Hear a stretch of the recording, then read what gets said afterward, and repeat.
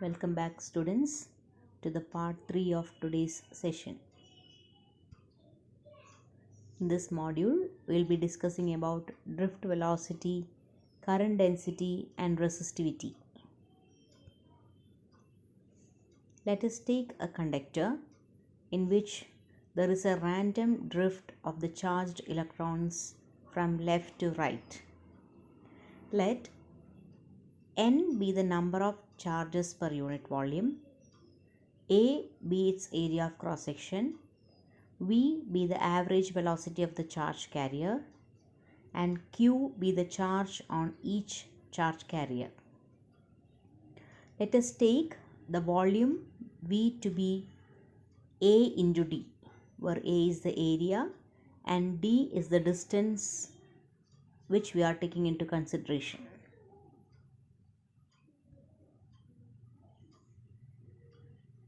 When an electric field is applied, the electrons initially accelerate but soon reach a more or less steady state of average velocity. This average velocity of the electrons which are drifting in a conductor in a direction opposite to the electric field is known as drift velocity. And drift velocity is due to the electrons colliding with metal atoms in the conductor. So, we can define the drift velocity to be the average velocity that a particle such as an electron attains in a material due to an electric field. In general, an electron will propagate randomly in a conductor.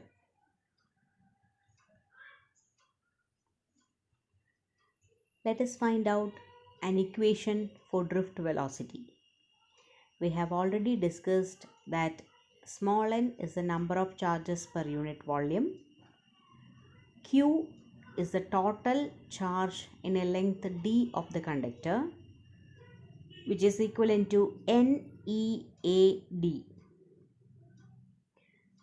A into D represents the volume and N into dE represents the total charge of electrons in this volume. So, volume multiplied by the number of electrons will give you the total charge Q. Let T be the time taken by the electrons to drift from one end of the conductor to a distance d. Then time t can be defined as distance by velocity. Here the velocity is represented as Vd, which is the drift velocity. We have already discussed that current I is the rate of flow of charge, or I is equivalent to Q by T, which is equivalent to NEAD divided by D by Vd, or current I is equivalent to NEAVD, where N is the number of charges per unit volume, E is the magnitude of a charge, A is the area of cross section of the conductor, and Vd is the drift velocity.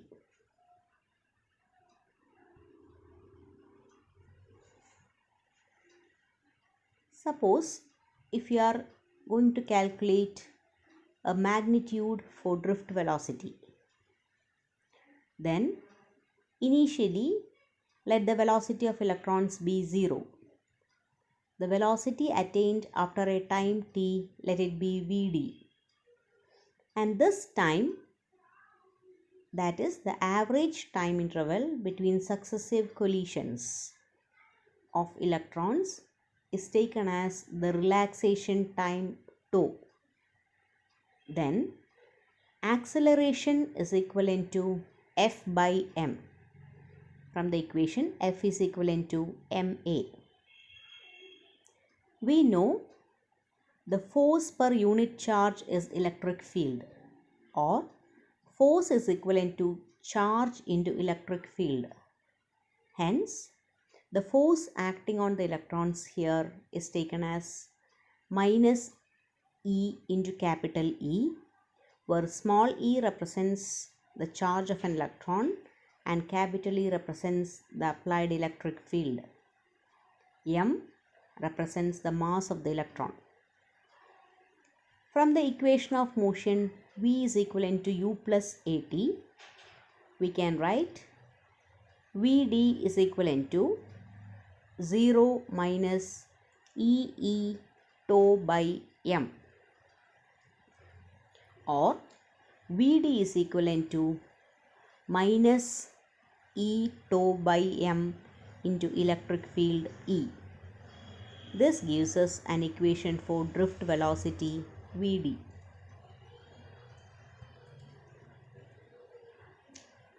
We have seen that the relaxation time is the average time difference between two successive collisions of drifting electrons inside the conductor under the influence of electric field applied across the conductor.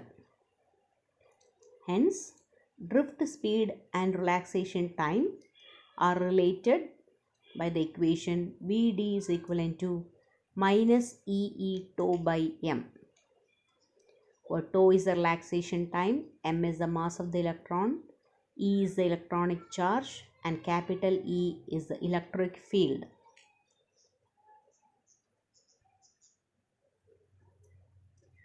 Let us now see the relation between current density, electrical conductivity, and applied electric field. We have already seen that current density J is equivalent to I by A. Here we have seen I is equivalent to NEAVD.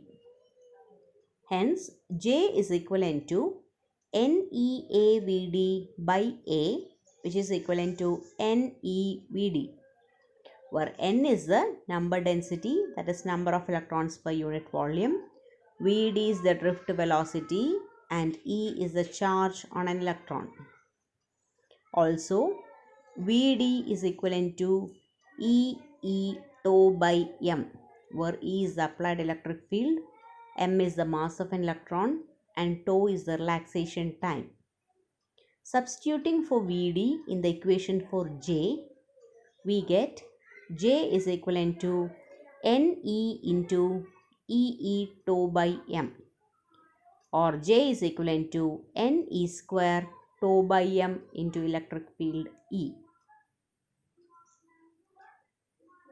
We have already seen that J is equivalent to sigma E, where sigma is the conductivity of the material.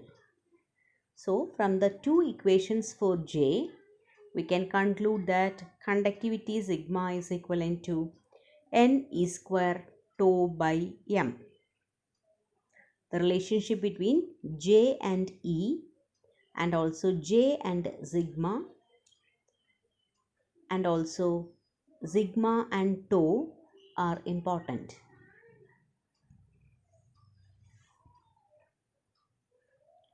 Now let us see the relationship between tau and rho, where rho is the resistivity. We have already seen that current I is equivalent to NEAVD. Substituting for Vd as EE tau by M, we get I is equivalent to Ne square A tau divided by M into V by L, where electric field E is taken as V by L. Hence, V by L will be equivalent to M into I divided by Ne square A tau. We had seen that the equation for rho is also given to be